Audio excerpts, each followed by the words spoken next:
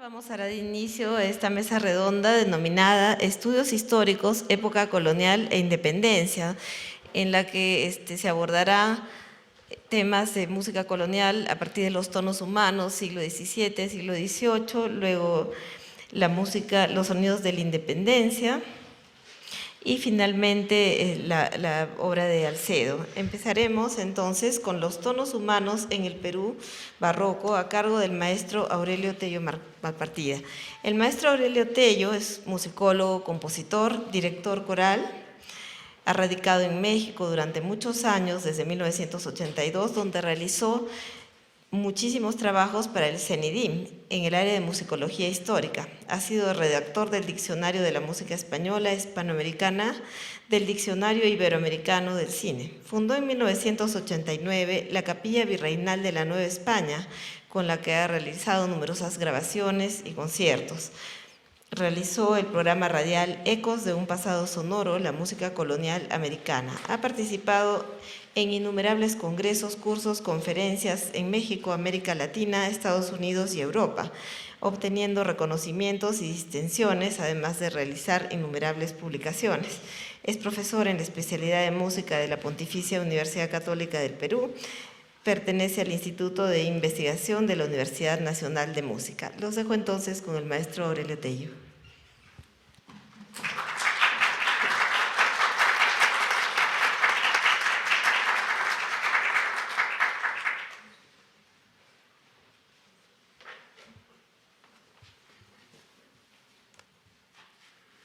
Muchas gracias a los organizadores de la Asociación Peruana de Musicología y a los organizadores del encuentro aquí en Arequipa por habernos tenido en cuenta para compartir un poquito de las experiencias de la música que estamos actualmente investigando.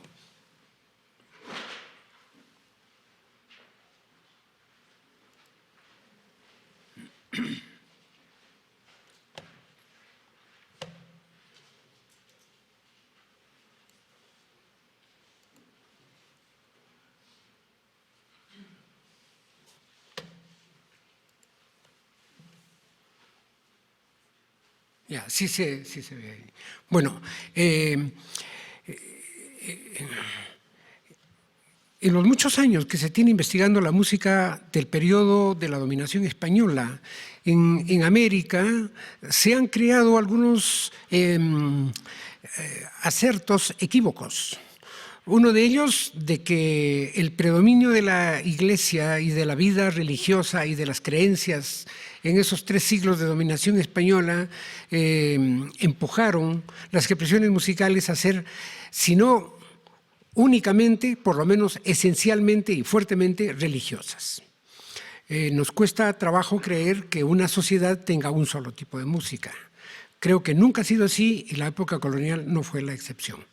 Entonces, nos hemos dado en los últimos años a la tarea de ir encontrando las fuentes que explican la presencia de las músicas pecaminosas, de las músicas del otro lado, de la vereda de enfrente, ¿no? De las que han estado siempre toleradas, cultivadas bajo sospecha, qué sé yo. El asunto es que de pronto empiezan a aflorar una serie de fuentes que amplían cada vez más el horizonte que tenemos de la música profana en los 300 años de música colonial. En el año 2018 nos planteamos con algunos colegas de la Universidad Nacional Autónoma de México un proyecto para la recuperación de la música que acompaña o es acompañada por la literatura del siglo de oro. Y a mí me tocó, yo escogí el tema, más que me tocó, pero en todo caso también me tocó porque no hay muchos estudios en América Latina sobre este punto, estudiar los tonos humanos, que son estas canciones profanas que se han ido encontrando paulatinamente en una diversidad de acervos, incluidos los religiosos. Entonces, mi ponencia de esta tarde versa sobre esto. Pero como es un tema grande, amplio, y hace una semana ya di una conferencia de poquito más de 1 hora de duración explicando todo este proyecto. Ahora me quiero concentrar únicamente en las canciones profanas del Perú barroco, y no en todas las que hay, sino las que están contenidas en un documento que se llama el Códice de Gregorio de Zuola. ¿A qué llamamos tonos humanos? Este no es un término nuevo, ya se ha cultivado, se ha dado a conocer, por lo menos desde los tiempos pioneros de los musicólogos como Miguel Querol, que encontraron las canciones profanas en diferentes acervos hispanos. Para nosotros lo que nos enriquece es encontrarlos en nuestro territorio americano. Son las canciones del nuevo estilo musical, poético musical, que surgen al final del Renacimiento, después de 1580, cuando salen a la palestra, digamos, todos estos grandes escritores que configuran el llamado siglo de oro hispánico, en 1600, ¿no? 1580 es el año de la publicación de Las Soledades de Góngora, que es un parteaguas entre el mundo renacentista y el mundo barroco. Y son las canciones que estuvieron vigentes a lo largo del siglo de oro y el siglo XVIII. Buena parte del siglo de oro, toda la primera mitad y toda la segunda mitad con características peculiares, y una parte del siglo XVIII, cuando ya se había impuesto el estilo italianizante en el mundo hispánico. Se practicó en toda Iberoamérica, quiero decir, también en Portugal, también en el Brasil, que entre 1580 y 1640 formaron parte de la corona, de los territorios de la corona española, y por supuesto en los virreinatos americanos, sobre todo en la Nueva España, en México, y en el virreinato del Perú. Ya desde el siglo XVI se había acuñado el término villancico para definir a la canción de villanos. El villancico no es otra cosa que el canto que emana de la canción popular de los habitantes de las aldeas, de las villas, llamados villanos, y su canto se llama villano. Villancico, dice el padre Méndez Plancarte, es el diminutivo de villano, pero en el siglo XVI deriva en una canción de estilo poético musical basados en una estructura de estribillo y coplas, y con mucho cultivo del romance, es decir, del verso octosílabo, que está formado por una cuarteta que tiene los versos segundo y cuarto con rima asonante y los versos primero y tercero en rima libre. Pero para el siglo XVII, cuando ya se hablaba de tonos a lo humano y de tonos a lo divino, se acaba definiendo el término tono para las canciones profanas y el término villancico para las canciones religiosas. Por lo menos en los muchos cancioneros que han venido siendo estudiados, esta división es notoria, evidente. Algunas características que configuran el género, el tono humano, y cómo se ha ido dando, por un lado, el proceso, su desarrollo en el sentido de proceso, de cómo se ha cultivado, y su transmisión, es decir, por qué vías, por qué medios se ha conservado este repertorio y dónde lo hemos ido encontrando.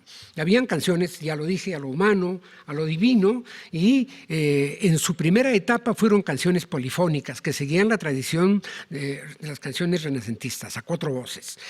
Buena parte del siglo XVII, por lo menos hasta 1660, los tonos humanos fueron preferentemente a 4 voces, 3 y 4 voces. Pero en la segunda mitad del siglo, ante el arrollador avance de la influencia italiana que se va asentando en la península, las canciones se vuelven a solo, con un acompañamiento que nunca se llama bajo continuo, pero que en esencia lo es. No es un bajo cifrado, pero es un bajo continuo, es decir, que no para de tocar de principio a fin y que opera en constante diálogo contrapuntístico con la voz que canta. Los tonos humanos se conservaron en 2 vías, en los cancioneros que hasta ahora existen, entre ellos algunos muy famosos como el cancionero de la Sablonara, por ejemplo, que se recogió durante el reinado de Felipe IV, ¿no? O en papeles sueltos, Y los papeles sueltos estaban sobre todo en acervos catedralicios, conventuales, parroquiales e incluso misionales, ¿no? Son preferentemente vocales con un bajo continuo, pero hacia finales del 17 aparecen algunas canciones con tablatura, que ya permiten un acompañamiento más elaborado y más lucido, y en el siglo XVIII el tono humano en su vertiente camerística tiende a ser una cantada. ¿Qué es una cantada? Una imitación de la cantata italiana, donde el recitativo suple al estribillo y las coplas se cantan en forma de arias. Músicos como Antonio Literes, como José de Torres, como José de Nebra, cultivaron estas cantadas que son producto de la influencia napolitana, sobre todo en la península. ¿Dónde se cantaban? Por los estudios que han hecho diversos, qué pena que no esté Alejandro, que hizo su tesis doctoral sobre uno de los cancioneros. Estas canciones vivían como música de cámara, es decir, acompañaban la vida cotidiana de las casas nobles, de los palacios. En la corte de Felipe III, de Felipe IV, habían cantores que entretenían a la nobleza, a la aristocracia que vivía en el palacio, cantándole este tipo de canción. Cantándole este tipo de canción. Sería pues como la gente que hoy día tiene los discos de Luis Miguel en su casa, ¿no? Para poner y... ¿Por qué no me quieres? ¿Por qué te vas? ¿No? Bésame acá. Por supuesto, en las fiestas, porque muchas de estas canciones tienen aires de danza. En la enorme y maravillosa recopilación que ha hecho Maurice Esses de las danzas del Renacimiento y del Barroco, transformadas en músicas instrumentales, en diferencias, en temas con variaciones, bueno, hay una cantidad infinita de música que en realidad es para cantarse y bailarse, ¿no? Como la salsa de hoy, digamos, ¿no? Y lo que tienen de particular es que son de corta duración. Son canciones breves y que a veces su dimensión musical es mucho más corta que su dimensión literaria, porque lo que le da durabilidad a la pieza es la reiteración de la música con diferentes coplas que se van sucediendo unas a otras. Cuando no hay estribillo, entonces es el enganche de las coplas lo que permite extender la canción. Y ahí entra en juego, por supuesto, la habilidad de los cantores para improvisar, para ornamentar, para poner notas que no están escritas en la partitura, pero para convertir eso en su canción, ¿no? Ya dije que las hay con y sin estribillo. Las que son sin estribillo van cada vez más rompiendo la vieja tradición de cantarse las canciones alternadas entre una música que se repite y otra que va cambiando en su letra, ¿no? La temática, por supuesto, es muy variada. Y esto es una herencia que viene de los villancicos del tiempo de los Reyes Católicos, ¿no? Hay canciones amatorias, y digo el término amatorio porque decir romántico es una inconveniencia, digamos, ¿no? Esto es un término anacrónico, pero son canciones que hablan de amor. La mayor parte de ellas son canciones de amor, y el amor ha sido siempre pues el eterno tema de todas las canciones que han hecho convivir a las personas, ¿no? También hay, por supuesto, satíricas, mitológicas, donde se aluden a los personajes de la mitología clásica, es decir, las ninfas, los pastores mitológicos, los dioses de la mitología, Venus, Apolo, Zeus. Los hay de temas históricos, aparecen personajes históricos, y también los hay pastoriles. El tema pastoril, que además inundó toda la poesía de Garcilaso, por ejemplo, nutre este tipo de canciones. Y la tipología formal, que es básicamente de estribillo y coplas, va extendiéndose hasta llegar a ser una cantata. En términos españoles, una cantada, ¿no? Vivieron en el teatro, mucho en el teatro. Aquí les he traído una cita del padre Ignacio Camargo, que en su discurso teológico sobre los teatros y comedias de este siglo, dice: subido es de todo punto el encanto de la música en que las mujeres de la farsa, de la farsa, es decir, las que viven en el escenario, pues las que ponen las comedias, ¿no? Cantan primorosamente letras tiernas y amorosas en tonos airosos y graciosísimos, avivado de más a más con bailes primorosos y danzas artificiosas en que estas mismas mujeres bailan y tocan. Yo sé que más de uno está pensando en la Perricholi. Eso hacía, pues. Claro, Luis Alberto Sánchez no lo sabía y no lo dijo, pero como el conocimiento va trayendo nuevas razones para entender las cosas, hoy podemos intuir eso. El día que le fue a tocar la puerta a Bartolomé Maza, llegó demostrándole que sabía cantar, tocar y bailar. Tocaba la primera de do, la segunda de do y la tercera de do, pero por lo menos hacía eso. Y dicen que primorosamente bailaba y cantaba, ¿no? Ahora, muchos de estas canciones están construidas sobre textos de grandes poetas. Puede que yo exagere cuando digo que Lope de Vega es un gran poeta, pero estoy convencido que lo era. Y que Pedro Calderón de la Barca también. Y que el español, no el nuestro, el cusqueño, sino el español, Garcilaso de la Vega, el que con Boscán introdujo la métrica italiana en la poesía castellana, era un gran poeta. Y Juan Bautista de Amante, que era poeta, asesino también, pero en todo caso lo libró el ser creador, ¿no? El ser escritor. Y un mexicano que sentó plaza en Madrid, cuando llegó se llamaba Agustín de Salazar y Torres, amigo de Sor Juana Inés de la Cruz, hacia finales del siglo XVII. Y hay otros que están todavía por identificarse, pero que siguen la preceptiva que trazaron estos escritores en este siglo llamado el siglo de oro, ¿no? Entonces, ¿dónde he encontrado pues estas canciones que ahora me tienen ocupado, ya que he dejado México? Saben algunos que ya he dejado México y que ahora estoy dando lata en el Perú, ¿no? Bueno, en el Archivo General de la Nación encontramos 2 canciones que llamaron la atención a don Vicente T. Mendoza en 1945. En la ciudad de Puebla había un convento de monjas, el de la Santísima Trinidad, cuya colección fue adquirida por el Instituto Nacional de Bellas Artes y el año pasado, en el 2022, salió publicado el catálogo de esa colección. Allí encontré más de una docena de canciones de este tipo que cantaban las monjitas en las representaciones teatrales que solían hacer para entretenerse, que no todo es darse golpes de pecho, ¿verdad?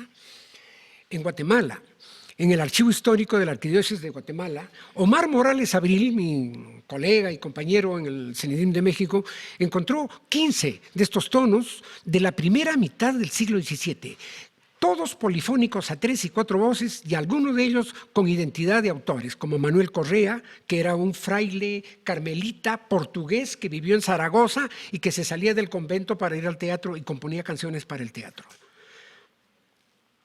En el Cusco había un señor Jorge Corbacho, ya les contaré un poquito de su historia, que poseía un códice del siglo XVII que fue obsequiado a don Ricardo Rojas, el historiador argentino, que lo dio a conocer como uno de los tesoros literarios de la época colonial, el famoso Códice de Zuola. Y los he puesto ahí, estos con letras un poquito más grandes, porque es de lo que me voy a ocupar ahora.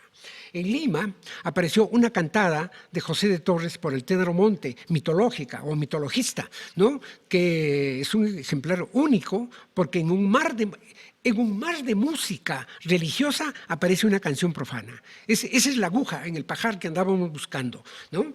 Y en la Biblioteca Sutro de la Universidad de San Francisco, Jun Kejal encontró 7 manuscritos mexicanos que fueron llevados en 1880 de México a San Francisco, a la biblioteca que fundó don Joseph Sutro, que era alcalde de la ciudad. El primer manuscrito, el manuscrito Sutro número 1, es un cuaderno que tiene 124 canciones con las que yo hice mi tesis de maestría en el año 2007, que son 124 tonos humanos. Y los transcribí todos y ya se han cantado, se han grabado discos, etc. Entonces, esta tarde, para no cansarlos, me quiero ocupar solamente del Códice de Gregorio de Zuola, ¿no? Que en 1916 fue regalado, cedido, obsequiado a don Ricardo Rojas por este escritor que se ocupó de los temas de la independencia peruana llamado Jorge Corbacho. En la tapa del libro dice «Libro de diversas curiosidades». Y en el lomo dice tesoro de diversas materias. El autor, el que compiló ese cuaderno, que es como 500 páginas, fue Fray Gregorio de Sola, un monje franciscano que fue cantor de la Catedral del Cusco hacia 1590, que luego fue pastor, ¿cómo se dice?, predicador en el pueblo de Unquillos, en el Cusco, y hizo misión en Cochabamba en 1666. Pasó al convento de San Francisco. Un dato dice que murió en 1709, viejísimo seguramente, ¿no? No sé, 120 años. Dejó 16 composiciones profanas. De las 20 canciones que hay, 16 son profanas, 15 a voz sola y una a dos voces con acompañamiento de guitarra, que ha dejado el monje solo el acompañamiento sin la melodía, ¿no? Y todas están en notación mensural, la notación del siglo XVII, en compás imperfecto, con el signo de la C partida, o en compás perfecto de proporción sesquiáltera, que era el compás ese de rítmica binaria, ternario binaria, que se usaba en el siglo XVII, y en el ambiguo sistema modal tonal, es decir, que son canciones que están escritas en el sistema del octoecos, de los 8 tonos gregorianos, pero ya llevados al lenguaje avanzado del siglo XVII, que camina hacia la tonalidad, con el uso de sensibles, con el uso de séptimas de dominante, con el uso de cadencias perfectas e incluso con la construcción de cadencias 4-5-1 que recuerdan muchas de las canciones populares que después se volvieron parte del folclore latinoamericano. Aquí tienen una foto del códice que reprodujo el primer estudioso que se ocupó de este documento, que fue Carlos Vega en 1931. Y aquí, en el folio que está a la vista, en el lado vuelto, hay una canción de Manuel Correa que dice: "Dime, Pedro, por tu vida", que es la canción que una niña coqueta le canta a su novio para que él le diga todo lo linda que ella es, ¿no? Y en el otro lado está un romance, dentro de un grupo de romances, que dice romances varios, el famoso romance de Don Pedro el Cruel, que es una vieja y larga historia de un rey que mandó sacar de la tumba a su reina, doña Inés de Castro, y la hizo sentar como reina en el trono, ¿no? Una historia un poco truculenta, pero bueno, creo que los seres humanos desde que se bajaron del árbol han sido truculentos, ¿no?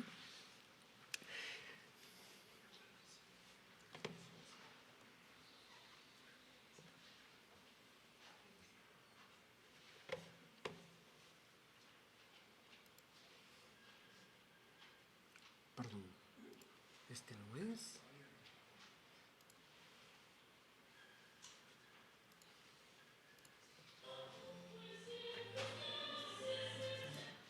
A ver, esta es la canción que estaba acá, la de allá.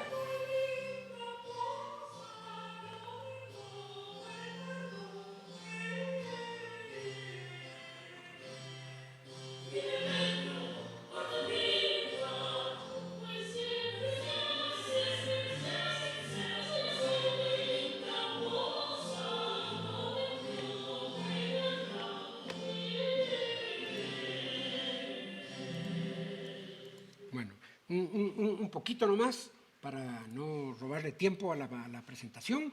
Y entonces aquí enlisto todas las piezas que son tonos humanos con así un brevísimo apunte para saber de qué se trata. Entre dos álamos verdes, que es un texto de Lope de Vega, recogido en Las fortunas de Diana. En el potro de un peñasco, que es un romance.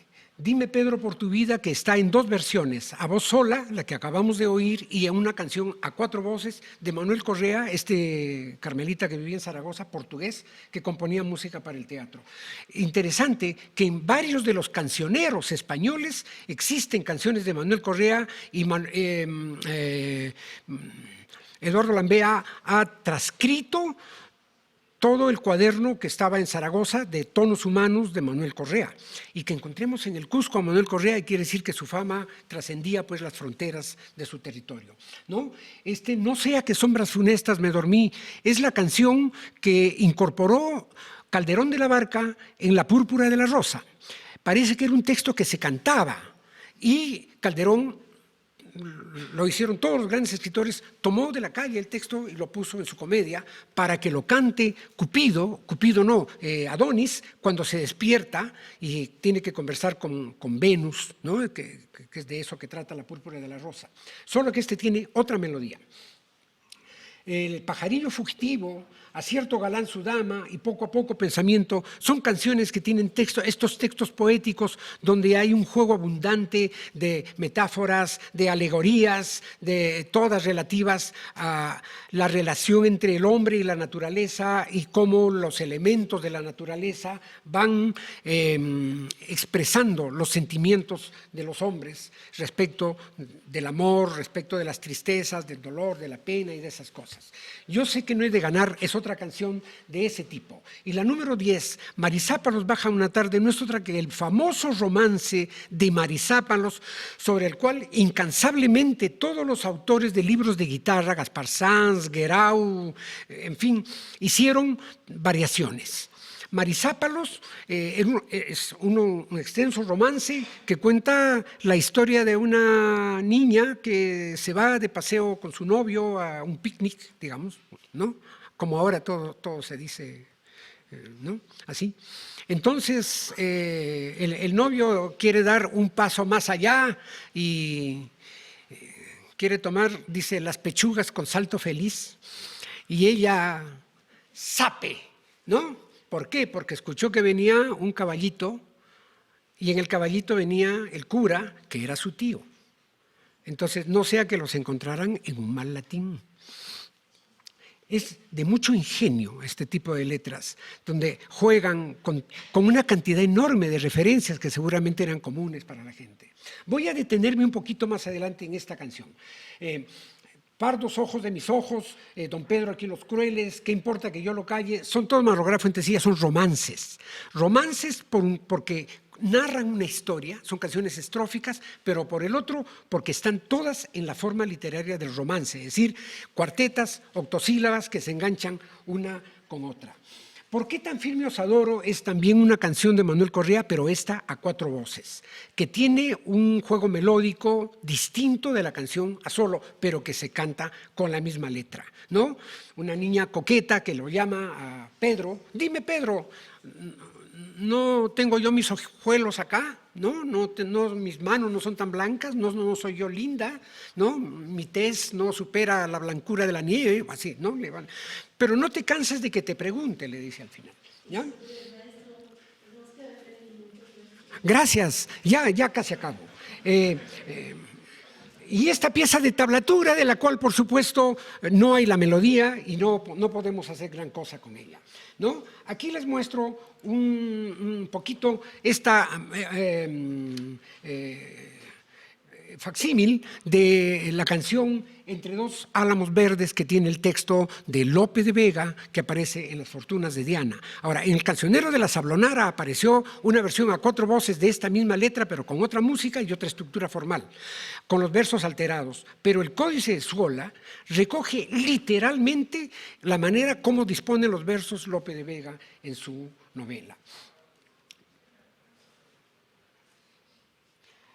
Hablo del romance de Marisápalos, que está en este códice y que tiene esas características que ustedes ven allí. Durante mucho tiempo se ha cantado indistintamente, con una melodía o con otra, la canción que viene incluida en el Códice de Zuola, que es esta. La, re, mi, fa, mi, re, do, re, mi, re, do, si, re, dos, do, si, do, la, ¿ya? Pero entonces hay una vertiente española sobre la cual han hecho diferencias todos los compositores importantes. Y para dilucidar qué es qué y qué no es y qué sí es y qué no es, bueno, hice mi trabajo, pues. El texto impreso aparece reproducido en las obras divinas y humanas de Jerónimo de Camargo, de este padre que los leían antes, y Miguel López de Honrubia, a quien se atribuía en algún momento la creación del texto. Ahora, apareció reproducido en el famoso romancero de Durán en el siglo XVIII. Y con los textos manuscritos que están en la Biblioteca Nacional de España o en la biblioteca de la New Hispanic Society en Estados Unidos, hay concordancias y variantes del texto. Aquí ustedes ya pueden ir llevando la cuenta 6 concordancias más las que se acumulan, ¿no? En la música impresa, Gaspar Sanz incluyó la melodía de Marisápalos con su letra, Guerau, Santiago de Murcia, que es el códice que encontró Saldívar en México, y Blas Hernández Domínguez, que en su manual armónico también incluyó esta melodía.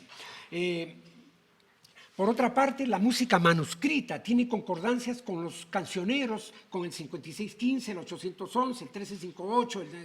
No doy los nombres porque ustedes los pueden leer y a mí me falta tiempo para ver que en la Biblioteca Nacional de España hay una mina de marisápalos que tocar, transcribir, publicar, cantar, grabar, difundir, conocer.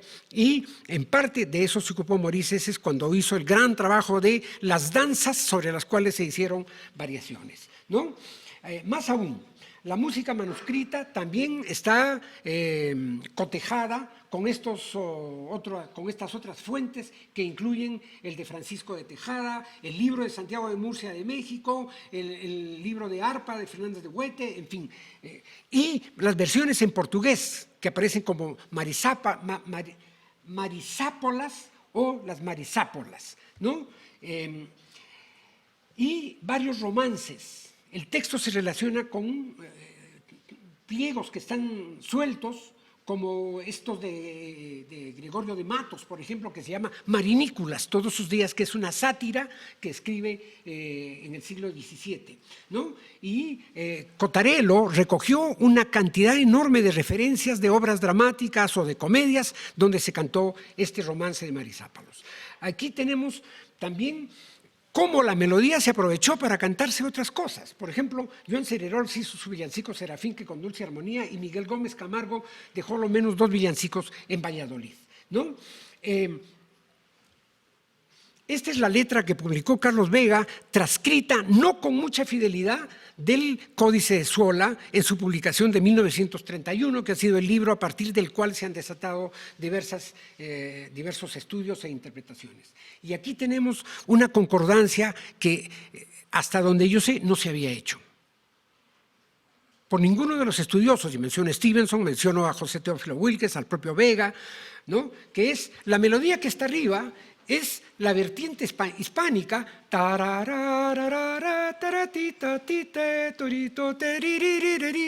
mientras que la de Cusco es la la re re ri ta ti re to to to to te ri te to re to ti to ta, otra melodía.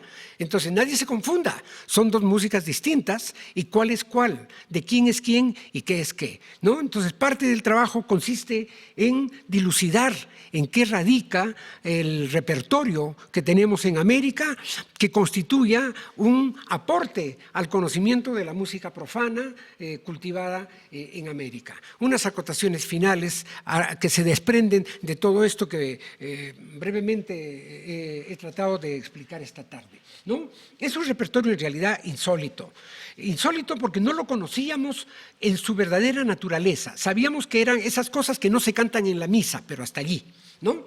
Por otro lado, replantea temas como la creación, la circulación y la difusión de la música, los géneros y los estilos y el papel de compositores e intérpretes. Como que en Guatemala aparecen 4 compositores que no están citados en ninguna fuente de autoridad. No aparecen en ningún diccionario, en ninguna historia, y de uno solo hemos encontrado que era músico de la capilla de Zaragoza. Zaragoza, entonces, debe haber sido un centro difusor de tonos humanos, porque ahí vivía Correa y ahí estaba este músico cuya obra fue a parar a Guatemala. Por otro lado, con Lope, con Calderón, con esos autores, hay un esplendor literario y musical que obliga al investigador a rebasar las tareas paleográficas. Ya no nos podemos quedar en la musicología de hace 50 años, que era transcribir notas y dárselo a los músicos para que lo toquen y lo canten. Necesitamos entender por qué esta música, para qué esta música, cómo esta música, dónde esta música. Entonces, ¿qué necesitamos hacer? El cotejo de fuentes, por ejemplo, en busca de concordancias, que es lo que hice con Marisápalos. La identificación de autores musicales y literarios, la reconstrucción de partes faltantes o perdidas, el estudio de variantes literarias y melódicas. Aquí tenemos en el Marisápalos un ejemplo. Ver los posibles escenarios donde se interpretaba, porque muy fácil decir, se cantaba en los palacios en España, en América, ¿en cuáles? Si solo habían 4 virreinatos, si solo estuvieron vigentes 2 durante un gran tiempo. Y no lo que llamamos palacio. Bueno, las explicaciones de su condición literario-musical, analizar su condición modal-tonal, que ese es un fenómeno que tampoco hemos acabado de estudiar. Cuando nos dicen tal pieza está, Carlos Vega se empecinó en que estaba en re menor, ¿no? En una época en la que nadie hablaba de re menor, ¿no? Y la confluencia entre lo culto y lo popular, que es otra vertiente que todavía nos deja tareas pendientes. Aquí nos hemos dedicado a la música del barroco, ¿sí? Bueno, gracias por escucharme esta tarde.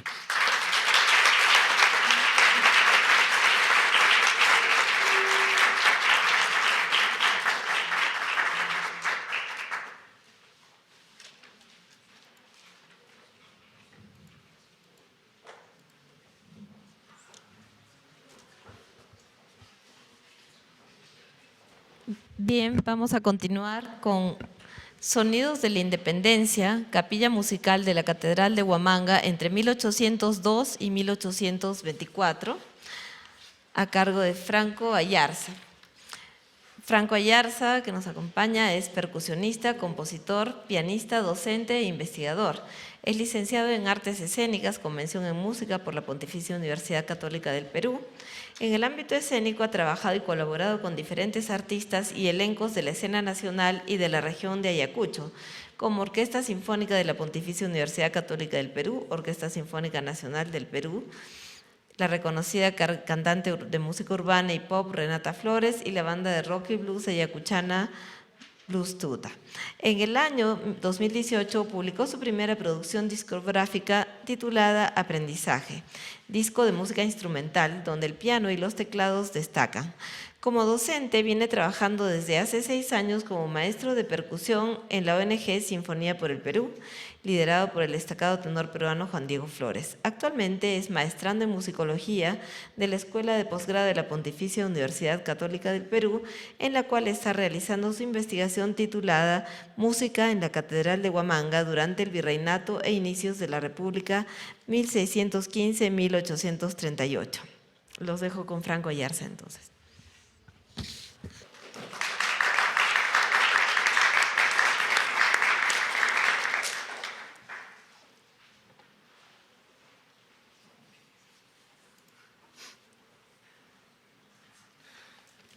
Buenas tardes con todos, muchísimas gracias.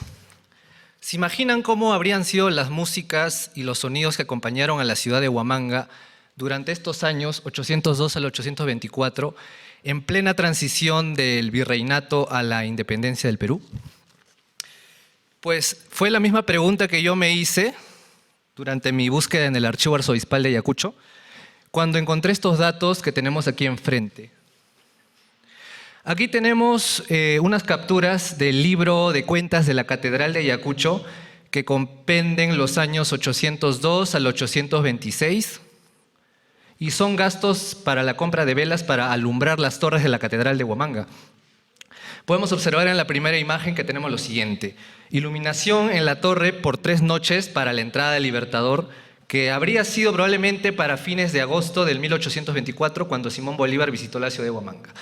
Más abajo tenemos la siguiente imagen que dice alumbrado en la catedral por 3 noches por la victoria de Ayacucho, quiere decir por la batalla de Ayacucho que consagró la independencia y la independencia de casi toda América del Sur.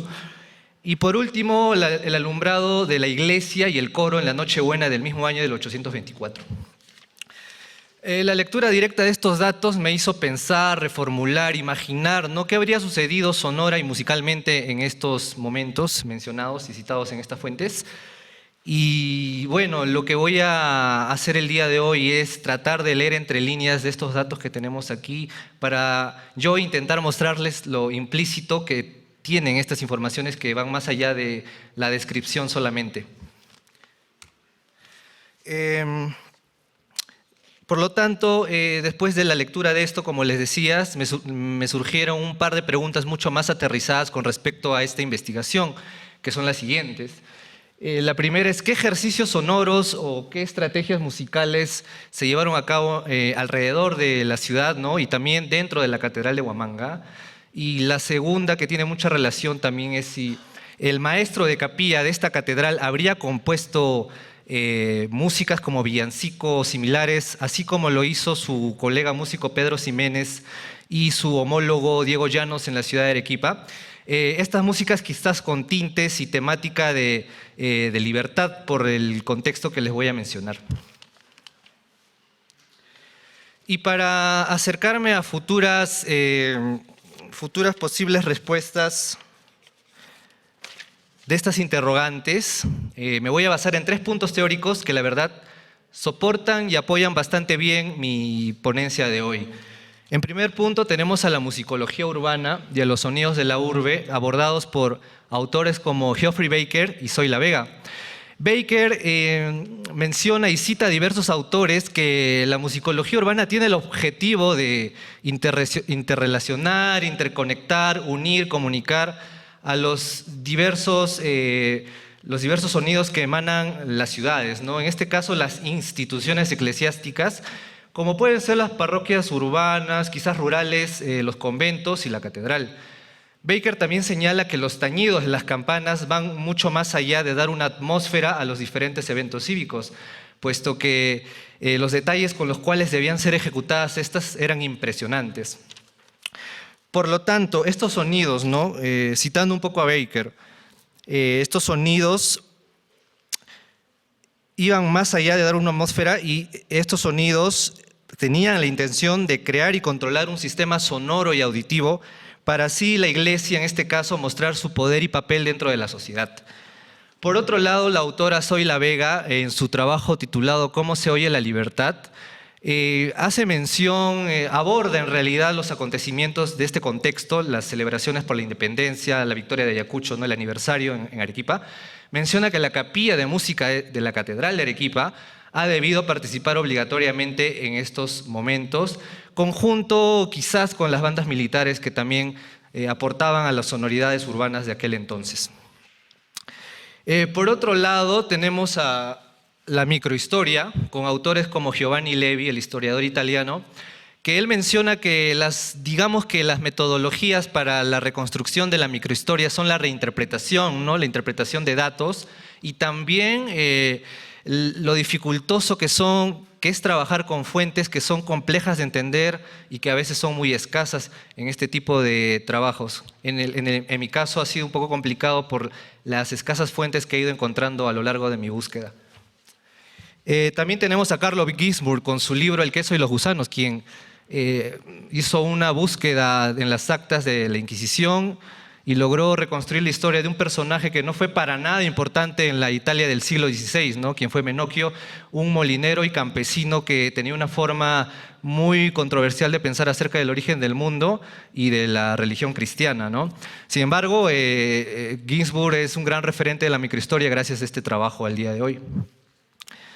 Y también tenemos a Peter Burke, que nos habla de la nueva historia y de las nuevas formas de hacer historia y cómo es esta nueva mirada que deja la tradicional historia desde arriba para ver, por el contrario, a una historia desde abajo, ¿no?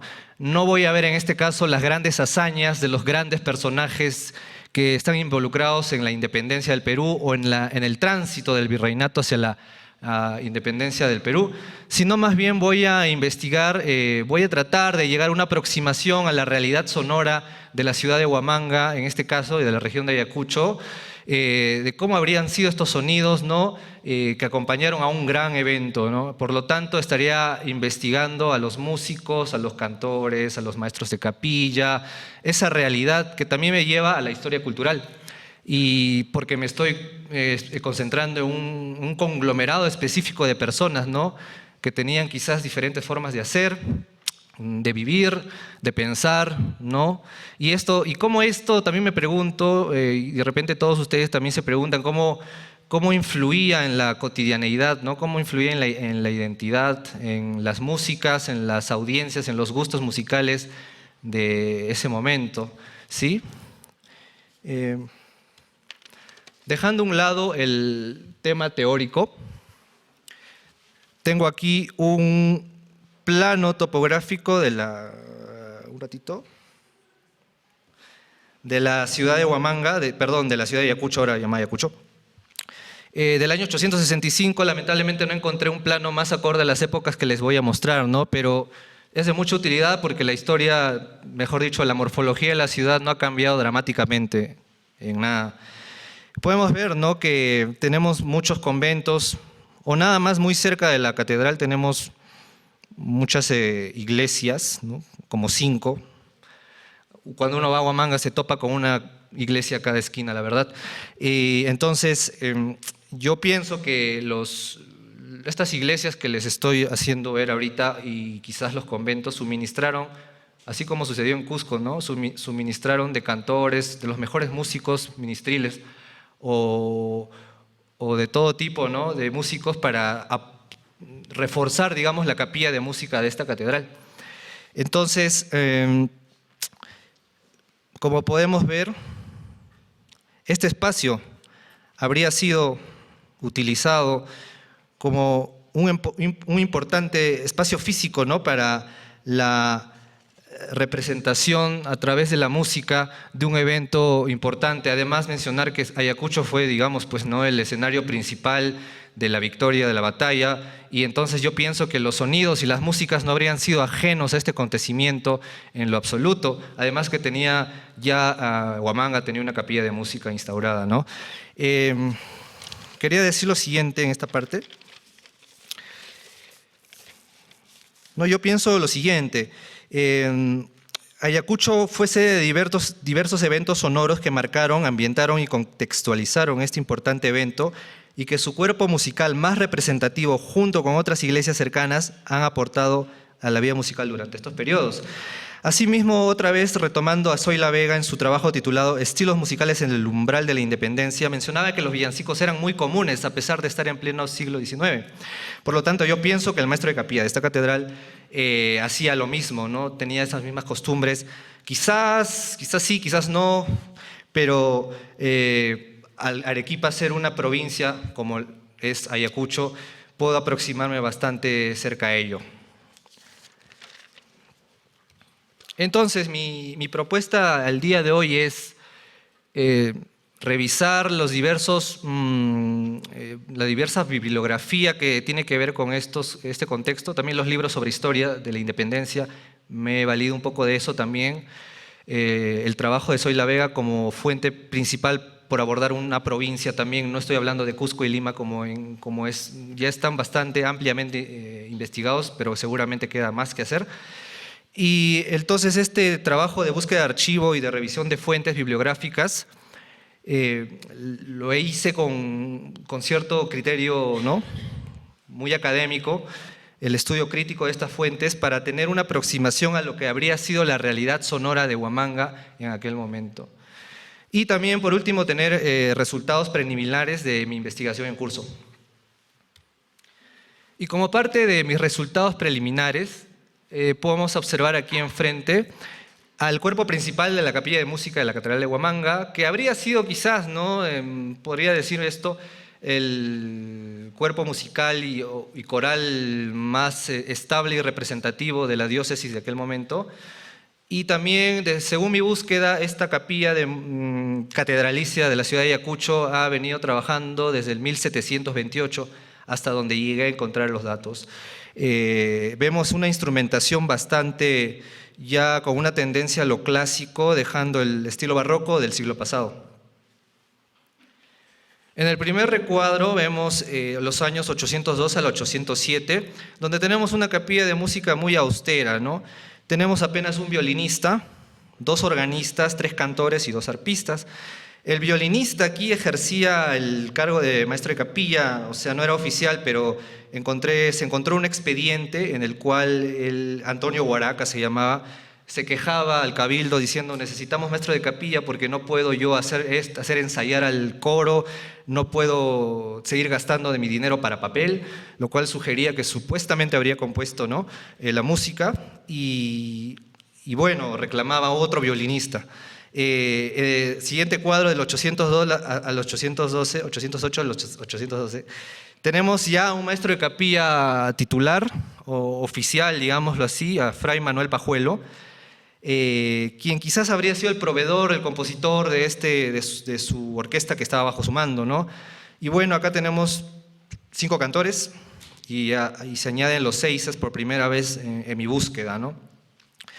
El 812 al 821 hay un vacío en este libro que he estado consultando, que es mi fuente principal para mostrarles el día de hoy este trabajo.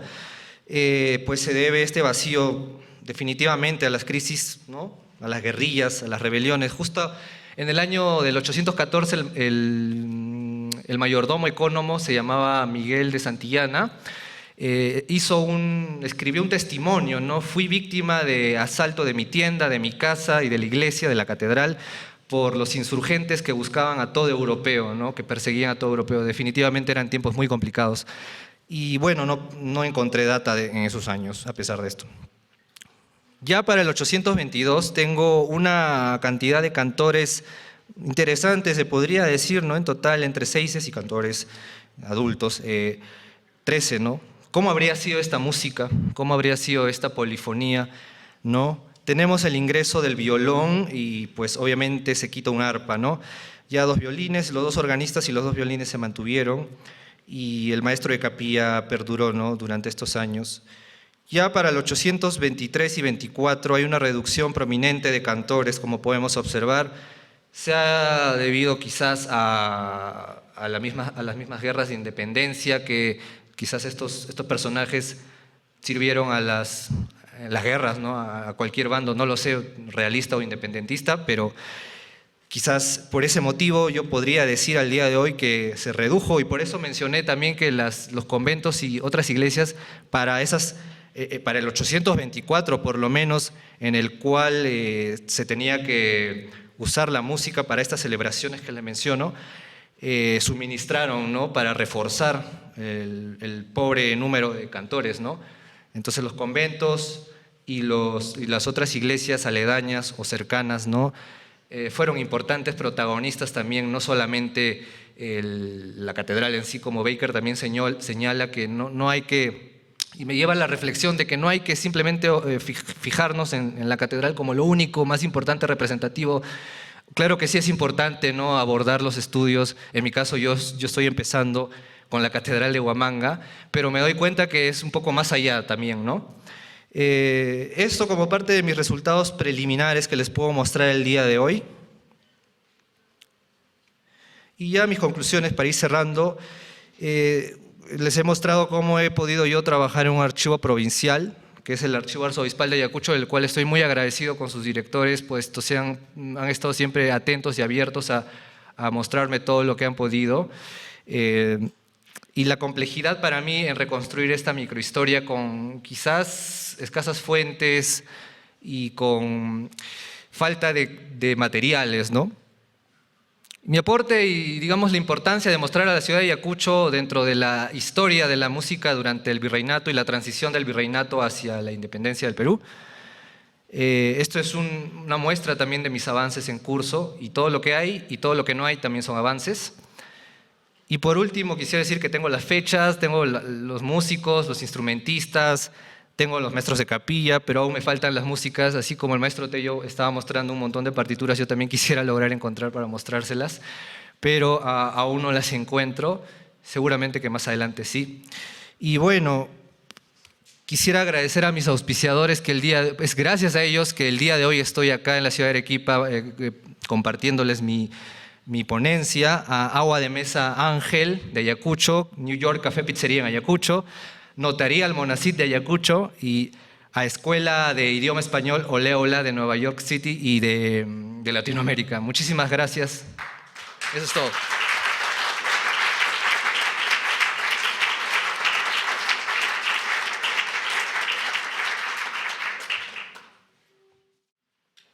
Bien, vamos a continuar con el tema Archivando Alcedo, a cargo de Daniel Cudo. Músico, bachiller en composición por el Conservatorio Nacional de Música, editor musical, magíster en musicología por la Pontificia Universidad Católica del Perú, ganador del primer lugar en la categoría Docentes, Investigadores y Egresados de Programas de Posgrado del Concurso Bicentenario, Circulaciones y Perspectivas Musicales Perú 1821-2021 con la investigación Música y peruanidad en la Lima del siglo XIX, Rebagliati, Alcedo y la Rapsodia peruana. Actualmente es doctorando en musicología histórica en la Universidad de Hamburgo e investigador asociado en el Centro para el Estudio de las Culturas Manuscritas en el proyecto Archiving Colonialism, The Collections of Musical Manuscripts from Perú, archivando el colonialismo, las colecciones de los manuscritos musicales del Perú. Gracias. Bueno, es un gusto estar acá, especialmente en una mesa tan especial, incluyendo aquí a mi mentor Aurelio Tello. Muy contento de estar aquí en Arequipa. Lo que les voy a presentar hoy día es un pequeño caso de estudio que forma parte de un proyecto más grande, el que mencionó Alejandra. Básicamente, para que se hagan una idea de qué va esto, de lo que se trata es de tomar los archivos musicales peruanos, examinar las prácticas de archivo, las prácticas musicales y otras prácticas sociales, y a través de ellas tratar de leer e interpretar la transición de la época colonial a la República moderna. Estos son los 6 de los principales archivos musicales en el Perú, y de estos estamos trabajando con todos ellos y algunos más, pero los que más nos interesan son los que contienen música del siglo XIX. ¿Y por qué la música del siglo XIX? Bueno, principalmente porque estos archivos son bastante grandes y no han sido casi estudiados, pero sobre todo porque todo el siglo XIX es un siglo de transición y de forja de la identidad nacional. A los peruanos no nos gusta mucho mirar hacia este siglo, porque suceden un montón de acontecimientos bastante cuestionables que a veces contradicen nuestra noción de la patria. En mi opinión, yo creo que el Estado fallido que somos hoy en día es en buena parte consecuencia de esta transición imperfecta. Bueno, normalmente en el colegio pasamos de la guerra de independencia de frente a la guerra con Chile, ¿no? A veces pasamos por ahí, por el combate de 2 de mayo, como que empieza una piedra para cruzar el río, ¿no? Pero pasan muchas cosas más. Entremos ahora al archivo, ¿sí? En esta ponencia me voy a referir solo a 2 fondos que actualmente son custodiados por la Biblioteca Nacional del Perú. Uno es la colección de Alcedo, y el otro es una colección que no tiene nombre, que es una colección de papeles diversos que no ha sido aún catalogada. Vamos a partir de las condiciones de archivo, que fue lo que motivó esta reflexión, ¿sí? Empecemos por la colección de Alcedo. Este es uno de los folders de la colección de Alcedo. Los folders están fabricados con cartulina libre de ácido, tienen un tamaño adecuado para los materiales, están claramente codificados y etiquetados. Y cada conjunto de folders está en una caja de cartón confeccionada a mano con material de archivo, también correctamente etiquetados. Lamentablemente no tengo fotos de la caja porque en ese momento estaba más concentrado en los contenidos. A veces nos pasa, ¿no? Me salté. Ya. Los folders, como pueden ver, también tienen amplios solapas para proteger los bordes de los documentos. Y en el interior encontramos a veces un cuadernillo, a veces varias hojas, a veces solamente una, dependiendo del caso. Algunos documentos han recibido tratamiento de restauración por especialistas. Y uno puede darse cuenta directamente del esmero. A veces el celo es tan grande que tenemos un folder por cada una de las hojas de la colección. Entonces, cuando uno quiere investigar la obra, tiene que estar abriendo y cerrando folders continuamente porque a veces ni siquiera hay una partitura general. Todo lo que tenemos es un juego de partes. Mientras tanto, ¿qué hay de la otra colección? La otra colección no cuenta con cajas. Lo que tenemos son paquetes envueltos en papel craft. En cada paquete está escrito un número que apenas se puede leer, como ustedes pueden ver. Este es el 42. Y este número no es legible cuando los paquetes están en el estante. De hecho, los paquetes se guardan apilados, lo cual tiene una cierta ventaja porque de esa manera no se maltratan tanto los documentos que si estuvieran verticales. Pero el resultado es que uno solamente puede extraer el paquete que está encima de la pila, o de repente el segundo o el tercero. Ya más que eso, y uno corre el riesgo de morir aplastado por la torre de documentos. Entonces, no hay manera de encontrar ningún documento específico que uno esté buscando, a menos que uno quiera recorrer todos los paquetes uno por uno. En el interior de los paquetes encontramos sobres Manila. La mayoría de ellos no son libres de ácido. Y dentro de los sobres encontramos las obras tal como la otra colección, excepto que en este caso están totalmente desordenadas. En algunos casos, las personas que han trabajado en este archivo han encontrado similitud entre dos papeles, porque pertenecen a la misma obra y entonces los han movido al mismo sobre. Y el único registro de este movimiento está en el sobre que ha quedado vacío. Ok. A mí, como ustedes, seguramente me causó mucha impresión encontrar tal contraste en las condiciones de archivo. Y para entender la causa, vamos a explorar un concepto de archivo que es la proveniencia, que quiere decir la historia del documento. Y para esto voy a hacer un poco de cronología, les pido perdón porque ser aburrido debería estar prohibido, pero van a ver que tiene cierta utilidad que lo justifica, ¿sí? Para empezar, en 1864 Alcedo regresa a Lima. Y Izquierdo hace la observación de que en ese momento Alcedo copia varias obras para llevárselas. Y ahí podemos ver que hay dos intenciones. La primera es dejar una memoria de su trabajo en la Catedral de Santiago. Y la otra está haciendo una especie de autocuraduría de su legado musical, porque no copia todo. Alcedo fallece en 1878 y no deja herederos, no deja esposa. Todos sus bienes podrían haberse perdido. Pero Barbachi da noticia de que en el 79 se pone a la venta su piano, pocos meses después de que falleció, lo cual nos da pistas de que diversas personas deben haberse llevado los bienes que fueron del maestro. De ahí tenemos que saltar hasta 1947. El doctor Ciro Napanga vende 31 obras a la Biblioteca Nacional de Música. El doctor Ciro Napanga fue científico y bibliotecólogo. Estos son el tipo de carpetas en las que estaban las obras antes de que las encontremos en las carpetas actuales. Ustedes pueden ver que tienen una etiqueta mecanografiada y en la de etiqueta Alcedo figura como José Bernardino, lo cual demuestra cierta falta de familiaridad con el músico. Sin embargo, se describen con bastante detalle los instrumentos que participan, así que había cierto conocimiento de música a pesar de eso. Las etiquetas se han guardado con mucho cuidado en la nueva manera de archivar. Incluso en este caso, por ejemplo, se ha conservado parte del cartón porque incluía anotaciones. Y esto demuestra también una conciencia más moderna respecto a la importancia de la historia del documento. ¿Y qué sabemos? Ok, aquí estamos, estamos en Napanga, ok. No voy a hacer todos los puntos, ustedes pueden después tomarle foto a la pantalla. Hay diversos catálogos en los cuales podemos ver cómo evoluciona. Napanga sigue teniendo obras, pero año tras año las va entregando a la Biblioteca Nacional. Raigada da noticia también de que Holzman tenía algunas partituras, pero la mayoría eran copias de ediciones del himno.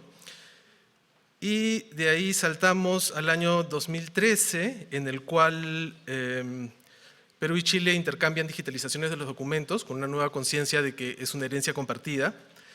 Y en el 2014, el congresista Yehude Simon dona libros y partituras que estaban en su poder. Esta es una noticia. Y según Simon, había 6 libros y 80 carpetas de partituras. Los libros le fueron regalados por un regidor de su partido, que los encontró en 1999 en una oficina en el Jirón, Washington. Y en su cumpleaños se los regaló porque pensó que a él le podían interesar. En la foto podemos ver que al frente tenemos un libro del departamento de Ancash. Ese libro es de Raimondi del 73. O sea que sí podría ser de Alcedo. Pero el que está un poco más atrás es Los Incas del Perú, de Markham. Ese libro en español se editó en 1920. Entonces eso me hace dudar. Si es que todos los libros realmente fueron del maestro, por lo menos ese no. O de repente la foto es de stock, no sé. Habría que investigar eso. Antes de pasar, las carpetas le fueron entregadas por Juan Mejía Vaca, el editor y promotor cultural. Joe de Simón fue diputado por Lambayeque entre el 85 y el 90, así que posiblemente en ese periodo le debe de haber entregado estas carpetas. Y las carpetas, según declara Ramón Mujica durante la conferencia en la cual se hizo la entrega de estos documentos, no contiene música de Alcedo, sino música de otras personas, de otros compositores, pero que estaban, al parecer, en la colección de Alcedo. De todas maneras, es una suerte que estos documentos hayan sobrevivido. Hay muchos otros de los cuales no hablamos porque no sabemos que han existido porque ya desaparecieron. Y bueno, de todas maneras tenemos un gran hueco entre el 79 o el 78 y el 47.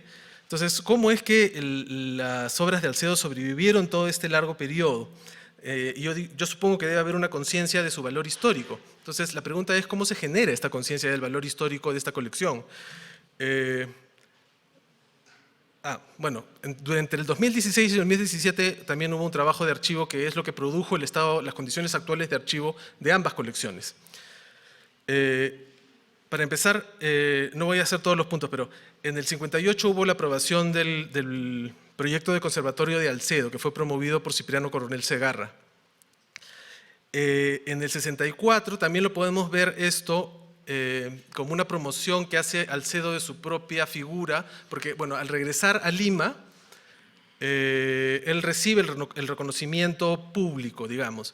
Lo hacen director de las bandas del ejército, lo hacen presidente honorario de la Sociedad Filarmónica, le dan una pensión modesta, pero le dan una pensión.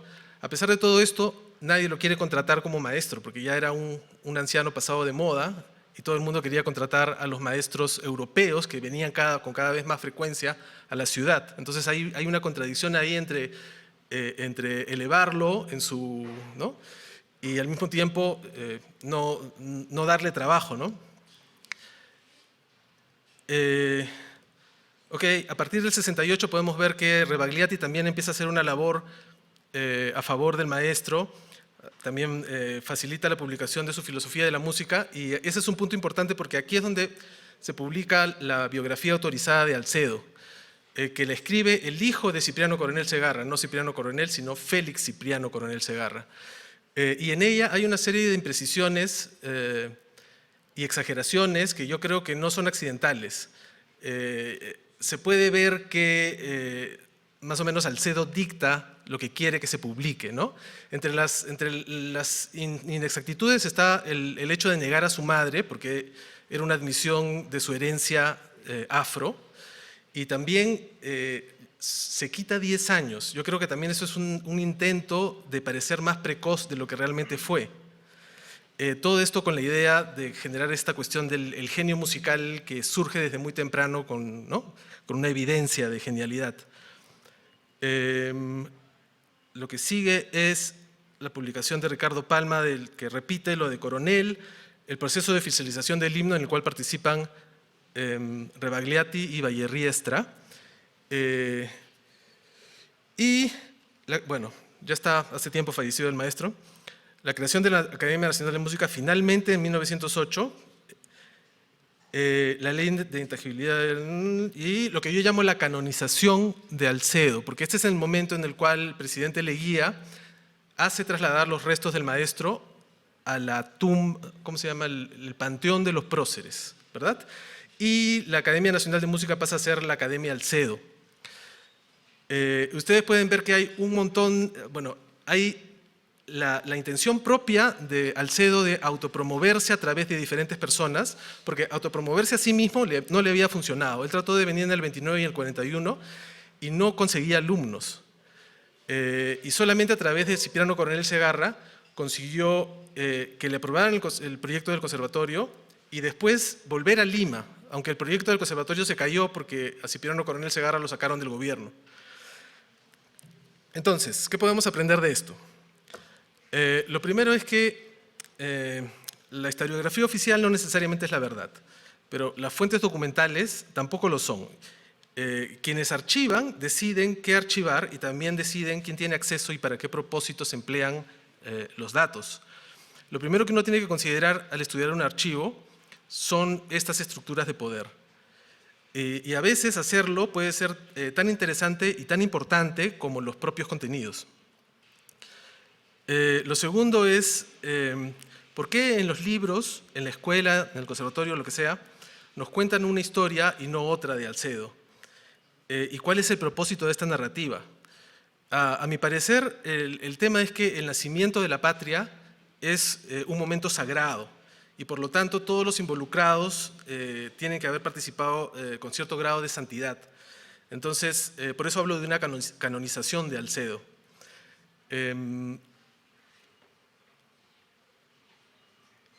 Claro, entonces la idea es que Alcedo, motivado por un sentimiento patrio, tiene que haber sido un compositor genial, tiene que haber sido un compositor que valga la pena poner en el panteón, ¿verdad?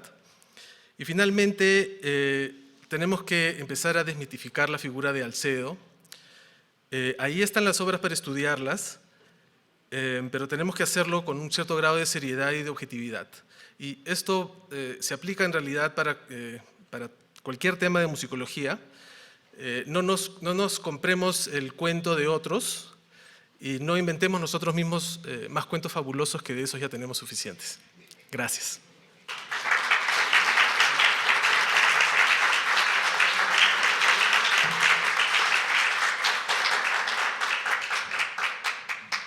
Muchas gracias. Vamos a pasar ahora a la fase de las preguntas. Maestra Zoila.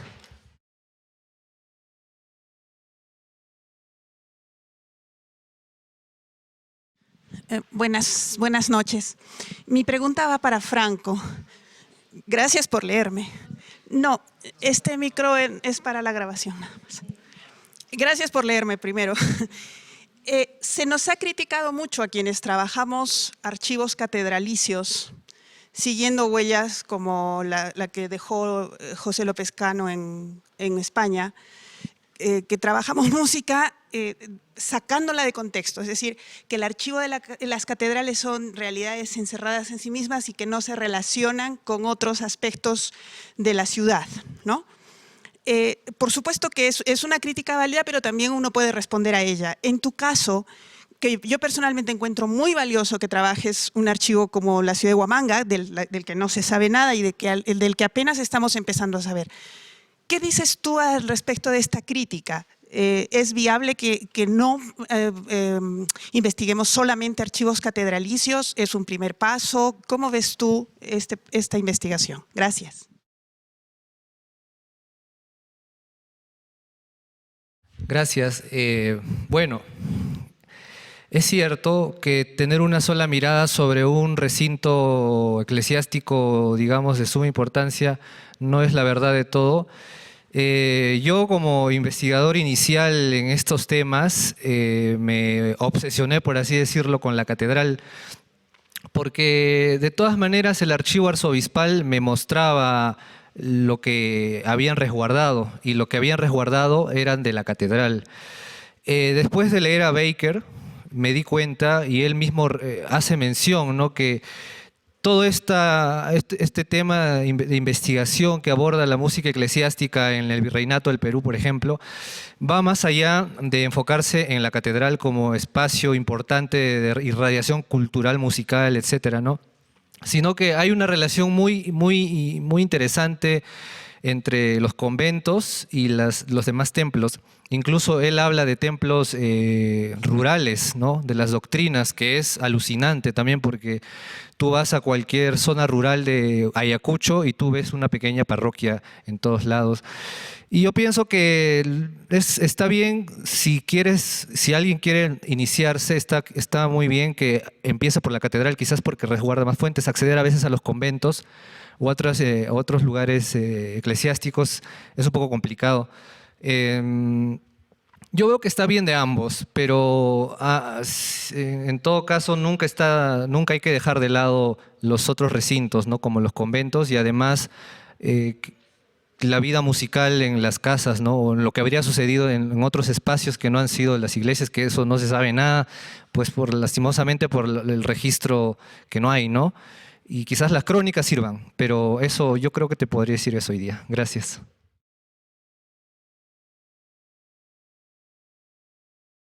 Sí, muy bien para Franco también. Me parece muy bien lo que estás enfocando. La bibliografía me parece interesante, una buena base, sobre todo ya esta Zoila que acaba de salir. Hablando de enfocar algo más amplio y ver el sonido como algo que va más allá de la catedral, estoy pensando en un libro que desgraciadamente no está traducido al español, pero sí al inglés, que es el de un historiador francés, perdón por el nacionalismo, que es Alain Corbin, para decirlo así, Las campanas de la tierra, que justamente hace un estudio espectacular de la función del sonido, justamente de las campanas, en un contexto de cambio político del antiguo régimen a la revolución. Y ahí da pistas para pensar estos sonidos en un contexto más amplio, ¿no? Lo otro, me estaba preguntando si trabajabas o si conocías a Nelson Pereira, historiador de Ayacucho, que es el que más sabe sobre estos temas, ¿no? Entonces, bueno, él trabaja el tema de independencia más que todo, pero se sabe de los archivos y de estos temas de manera espectacular, ¿no? Entonces, bueno, podría ser una buena pista, ¿no? Para conocerle y hablar con él. Es una persona muy amena y ninguna duda te ayudará, ¿no? Sí, me habían comentado de él justamente, pero recién voy a abordarlo para poder consultarle. Muchísimas gracias. Sí, los sonidos de las campanas son sumamente interesantes. La verdad que hasta antes de investigar para mí, ni por acá, pero no lo consideran como música definitivamente como Baker cita, ¿no? En la regla consueta de Cusco dice que ya los detalles eran brutales, ¿no? En la cantidad de cosas que se debía hacer, la cantidad de ritmos, de timbres, de sonidos, entonces era música, pues definitivamente. Y además menciona los mensajes ocultos, ¿no? Que tenía que decodificar supuestamente cada persona que sabe, y cómo esto, el campanero, personaje importante, que está registrado en todos los libros, ¿no? Cómo quizás lo tenía que aprenderlo, ¿no? Claro. Y es chistoso también, perdón, pero yo vi una serie que tiene que ver con la independencia del Perú y un episodio en el cual ya definitivo, ya ganaron la batalla, suenan las campanas y la gente dice, ya ganamos, como que es lo más, ¿no? Digamos, lo más representativo. Incluso ayer caminaba por acá, por Arequipa, y sonó la campana. Y me dijo, gracias, muchas gracias.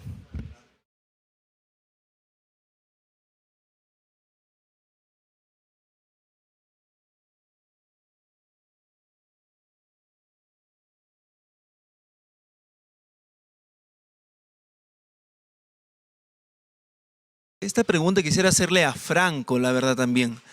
No, nada, pues no, igual que todo, felicitar esta instancia que se está dando con la Catedral de Huamanga, de una ciudad que tiene un valor histórico, patrimonial muy fuerte por todas sus iglesias, y así como posiblemente esta es una investigación pionera, no sé si la primera, pero sí una de las primeras, también sería bueno tener en cuenta quizás la etnicidad, ¿no? De los cantantes, de los músicos que están en la catedral. No sé si tendrás alguna información de eso, que sí están, digamos, en archivos del siglo XVIII, del siglo XVII, ¿no?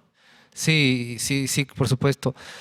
Lo que he encontrado muchos personajes en la búsqueda. Como dije, no encontró músicas, pero he encontrado todos los personajes. Me llamó la atención el expediente que encontró, de hecho, el director del archivo, que muy amablemente me compartió.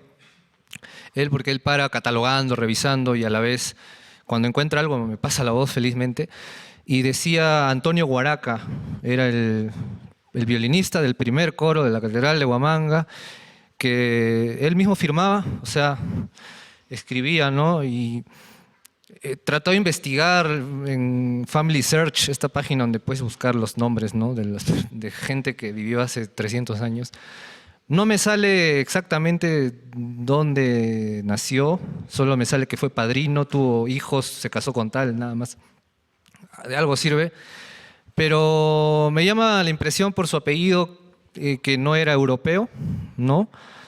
No puedo decir nada más, no me quiero atrever a hablar más, pero es interesante que, de hecho, los libros sobre estos estudios mencionan que los músicos fueron africanos también o naturales, ¿no? del lugar. Entonces, era muy común la instrucción a estos personajes y así desarrollaban ellos una vida musical profesional y al mismo tiempo algunos ascendían en el estrato eclesiástico también, ¿no?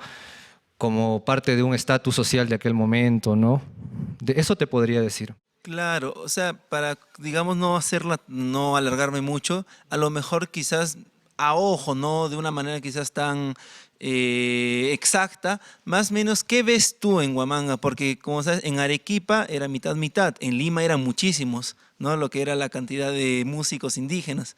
¿Qué ves tú en Huamanga, más o menos, respecto a esta participación quizás indígena mestiza, para no decir, digamos, por ejemplo, en el caso de Huaraca puede ser que sea mestizo, puede ser que sea indígena, ¿no?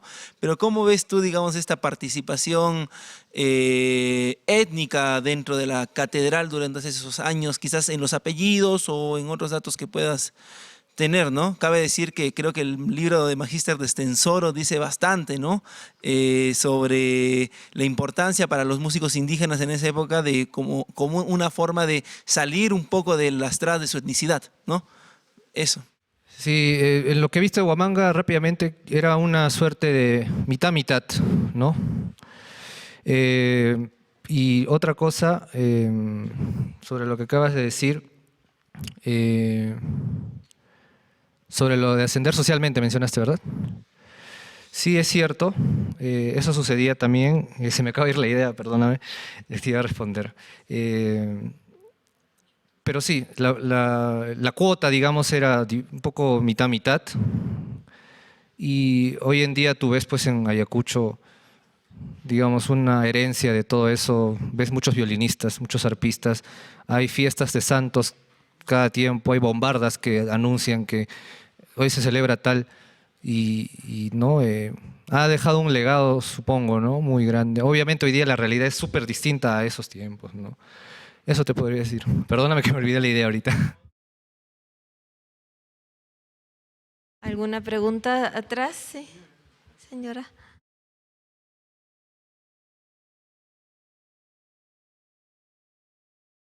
Más que pregunta, sería una información para Franco. Primeramente, agradecer las ponencias de cada uno de ustedes, muy enriquecedoras para Franco. Más que nada una información, no sé si tú has revisado el padrón de 1813, 1814 que se levantaron en todos los partidos de las doctrinas pertenecientes en todo el Perú, todo el virreinato del Perú. Esta información te brinda primeramente las castas que se conformaban en cada doctrina y también en ciertas particularidades te daban qué instrumentos podrían llegar a tocar o si eran cantantes, habían cantores dentro de las doctrinas, entre otras funciones, por ejemplo, alcalde, etcétera, etcétera. Te invito a buscar ese padrón porque también te puede ayudar a enriquecer la investigación. Gracias, sí, muy amable, más bien me sirve de mucho porque a veces es difícil encontrar información. A ti. Bien, muchas gracias a todos. Entonces damos por finalizada esta mesa.